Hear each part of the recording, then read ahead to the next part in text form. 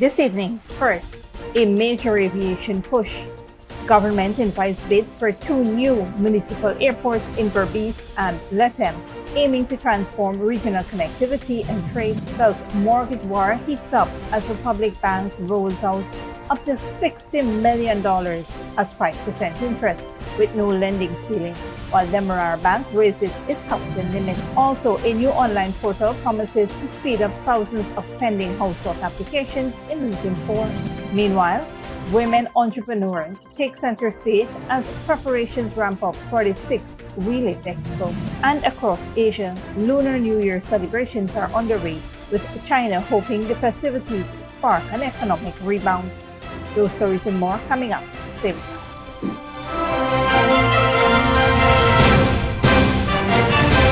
Welcome to this broadcast of Channel 2's Headline News Update for February 17, 2026. I'm Bibi Bacchus. Thank you for joining us. First up, the Ministry of Public Utilities and Aviation has issued a request for proposals for the design, construction, and financing of 2 major municipal airports in Region 6 and Region 9, signaling a significant push to modernize Ghana's aviation network and strengthen regional connectivity. Under the National Competitive Bidding Procedure, firms are invited to bid for the engineering, procurement, construction, and financing of a municipal airport at Rose Hall, Kenchi, Berbice. The project is expected to enhance domestic and regional travel while stimulating trade and tourism along the East Berbice corridor. Additionally, proposals are being sought for a municipal airport at Lethem Region 9. The facility will accommodate larger aircraft and is anticipated to serve as a key aviation hub linking southern Guyana with Brazil and the wider Latin American market. The ministry is also inviting bids for the rehabilitation of priority hinterland and coastal airstrips to improve safety and accessibility for remote communities. These major investments aim to expand safe, efficient, and modern air transport infrastructure across Guyana, laying the foundation for stronger regional integration and sustained national development. On a different note, Republic Bank Ghana Limited has announced some major changes to its residential mortgage products, positioning itself as the only local bank offering mortgages up to 60 million Ghana dollars at a 5% interest rate with no lending ceiling. The move comes in response to Ghana's 2026 housing agenda and aims to make home ownership more affordable and accessible. The bank explained that having no ceiling means there is no maximum limit on the amount customers can borrow for residential mortgages. In addition to the 60 million facility, at 5%, Republic Bank's low-cost mortgage package offers tiered rates. The bank also highlighted benefits including extended payment terms, monthly amortized payments, and up to 100% financing. Republic Bank said the updated offerings reflect its commitment to supporting Guyanese families amid the country's expanding housing sector. Meanwhile, Demerara Bank Limited has also announced an increase in its residential housing loan ceiling from $30 million to $40 million, effective February 9, 2026, while maintaining a competitive 5% interest rate on a reducing balance. The revised mortgage package also offers tiered rates. Demerara Bank Limited said the adjustment responds to rising construction and housing costs, aiming to better align financing with current market realities. In other news, the Ministry of Housing will launch a new online portal on March 1st, aimed at streamlining the processing of house lot applications for residents of Region 4 who applied in 2021 and earlier, Minister of Housing Colin Crowell has announced. Speaking during a 2-day outreach in Caribbean Region 6, Minister Crowell said the portal will allow applicants to verify whether their names are on the ministry's list and update personal information such as phone numbers and addresses. On the 1st of March, we will be launching the portal that whereby persons who are following up for 2021 applications and before can check in to verify that their name is there, because we'll be pulling from that pool to be able to recognize persons who have prior applications. This system is expected to improve efficiency as the ministry works through its existing database of applicants. Minister Kroll explained that the initiative is part of efforts to accelerate allocations in Region 4, where more than 50,000 applications remain pending. He noted that while the ministry is committed to clearing backlogs in Region 6, the scale of demand in Region 4 means processing will take more time. The new digital platform forms part of the government's broader push to modernize housing services and improve communication with applicants awaiting house lots. Stick around when we return. Ghana accelerates towards a fully digital economy, President Tali announces, and WeLift empower women entrepreneurs connecting businesses, investors, and leaders.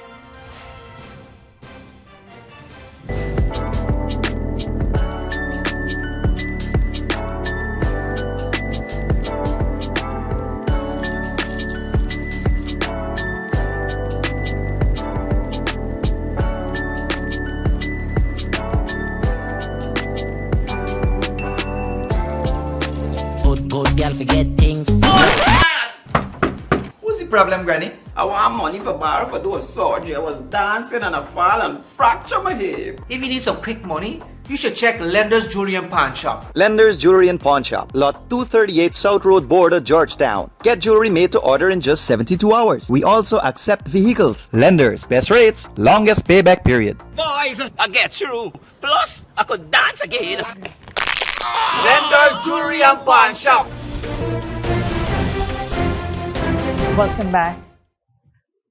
Guyana is rapidly advancing toward a fully digital economy. President Dr. Mohamed Irfaan announced earlier today at the opening of the Guyana Energy Conference and Supply Chain Expo at the Georgetown Marriott Hotel. Central to this transformation is the launch of a national payment platform and the readiness of 2 local banks to operate entirely digitally, a move aimed at improving efficiency, transparency, and access to financial services. The initiative will introduce digital wallets, electronic transfers, and modern payment systems, with approvals already granted by the Bank of Guyana.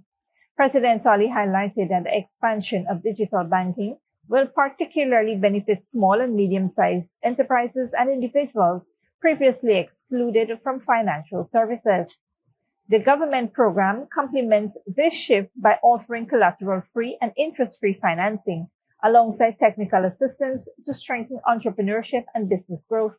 Beyond banking, the public sector is being modernized to reduce processing times, improve transparency, and minimize human bias. Efforts include digital IDs, e-government services, cybersecurity measures, and technology training for youth, preparing them for the demand of a global digital economy.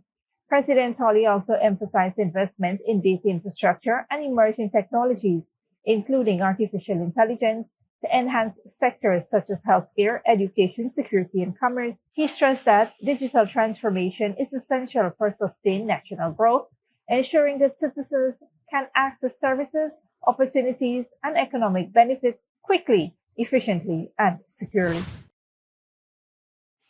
In other news, the Ministry of Human Services and Social Security has intensified efforts to boost women-led businesses by hosting a major stakeholder engagement ahead of the 6th WeLift Expo, creating new opportunities for growth, investment, and market access.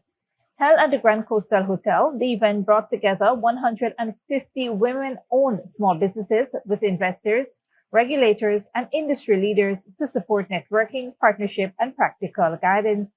Delivering remarks, the Minister of Human Services and Social Security, Dr. Vinay Prasad, said the initiative is designed to ensure that women entrepreneurs are prepared to compete not only locally, but also internationally as WeLift 6 approaches in March 2026. This is such a wonderful response to a call that was made to women to take the opportunity to be here this morning to ensure that they have all the necessary support services to make sure that you are ready for not only Guyana, but I'd like to think the world out there. Minister Parag noted that this year's expo, titled Made by Guyanese Women for the World, reflects the significant growth achieved over 5 years and the ministry's focus on scaling women-owned enterprises. It is a privilege to be able to work with you and to take this journey with you to where we see you going.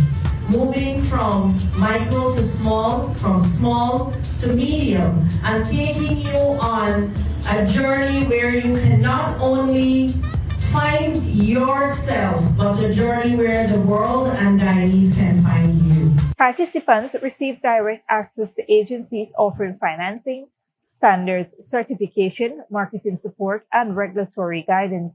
Many entrepreneurs said the engagement clarified next steps and opened doors to new markets.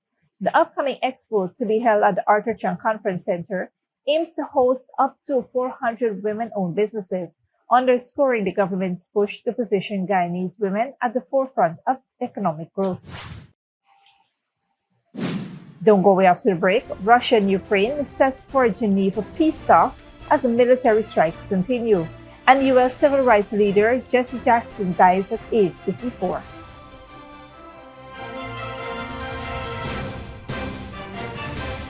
Good girl forget things.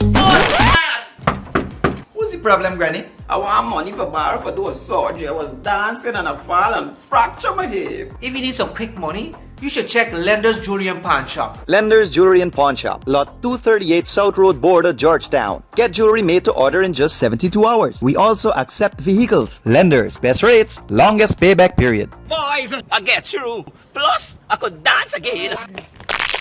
Lender's Jewelry and Pawn Shop.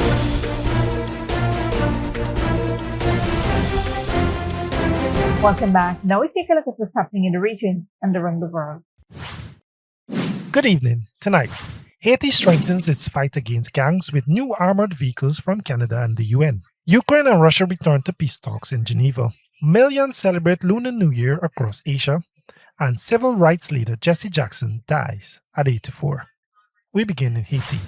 The Haitian National Police has received 10 armored vehicles from Canada and UN Ops to strengthen operations against armed gangs. The donation presented at police headquarters raised the fleet to 35 vehicles. Prime Minister Alex Didier Fitsami said restoring security is essential for political stability and future elections. The new equipment supports an operation aimed at dismantling gangs and reclaiming highways and communities. On Tuesday, negotiation team from Ukraine and Russia will meet for another round of peace talks in Geneva. Russia and Ukraine describe both rounds of talks as constructive, but failed to achieve any breakthrough. Al Jazeera Audrey McAlpine reports.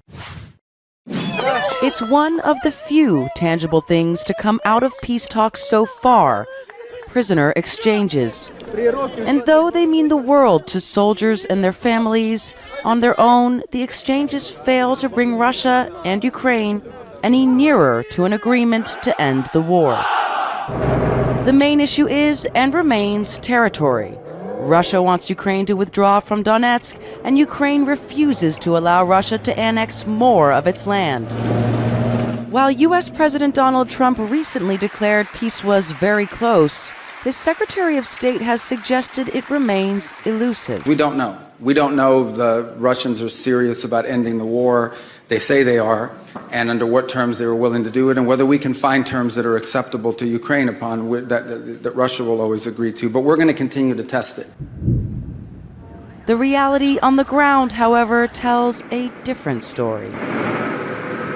It is in this climate that Russia and Ukraine will meet in Geneva to discuss an end to the nearly 4 years-long war, a climate where Russia continues its strikes into Ukraine. In January alone, Ukrainian President Volodymyr Zelensky claims that Russia sent over 6,000 drones and over 150 missiles. With continued attacks like these, Ukrainians wonder how they can make any concessions or feel confident to make any sort of compromise with an enemy that continues to attack. How can you talk about peace when you keep on bombing and striking and ignoring all of the rules of warfare? One of the compromises on the negotiating table involves Ukraine holding elections, which many here view as an attempt to divide them. I will say that the figure of our president is complicated, but I think it's not the right time. My opinion is that it's not the right time to change the head of the command of our country. It's not the right strategy. And with the daily assaults and Russia's refusal to hold fire during the talks, people here are skeptical about whether Russia is negotiating with good intentions. Audrey McAlpine, Al Jazeera, Kyiv. Hundreds of millions of people across Asia are celebrating a Lunar New Year. China is hoping the holiday will trigger a much-needed boost for the world's second-largest economy. Al Jazeera's Rob McBride reports. At Beijing's main New Year fair at the Temple of Earth, the crowds are back to welcome the Year of the Horse. Though the Lunar New Year is always a time for looking ahead, future hopes are this year tainted by the recent downturn in the economy. The economy is not very good. All the businesses are suffering. I hope things will get better in the future. I have confidence in China and in our economy. I'm even more confident in myself. Driven by a crisis in the property sector, then compounded by a trade standoff with the US, stallholders like Ho Liu Bin are concerned there will be fewer buyers this year for his beef pancakes. The economy is not doing well, so I feel a lot of people don't have money and they don't spend as freely as they used to. Many stalls this year are advertising discounted deals to whet the appetites of visitors. In the Chinese zodiac system, the horse represents energy, resilience and nimbleness, all qualities that China will need in abundance in the year ahead as it faces ongoing economic woes at home and volatility on the international scene. At the official banquet heralding the start of this new year, President Xi Jinping noted the challenges ahead. The year of the horse is nearly upon us. Today we are gathered together to say goodbye to the old year and hello to the new one. In the same Hall of the People, soon after this holiday is over, the governing National People's Congress will gather. Their job to endorse the next 5-year plan meant to map out China's economic and social development to deal with long-term problems long after this year of the horse is over. Rob McBride, Al Jazeera, Beijing. Jesse Jackson, a towering figure of the U.S. civil rights movement, has died at the age of 84. He was one of the last surviving aides to Martin Luther King Jr. and dedicated his career to fighting for racial and economic equality. Al Jazeera's John Hendren reports. Jesse Jackson, a young Baptist minister, entered the public eye as a disciple of Martin Luther King. I may be poor, but I am somebody. After King's assassination, Jackson, who had been with King when he was killed at the Lorraine Hotel in Memphis, continued to advance the cause. I remember men were crying. It was an interesting kind of dynamic.